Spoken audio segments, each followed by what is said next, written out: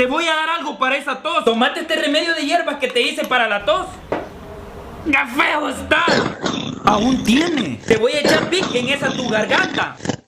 Y te vas preparando esas nalgas que te voy a inyectar. No, mamá, ya se me quitó. De seguro se ha de estar aguantando la tos, pero normalmente al reírse se le activa la tos de regreso. Larín, ¿mira este video? ¿Ves que aún tenés tos? Vení para acá. Noches en solitaria como lo habitual.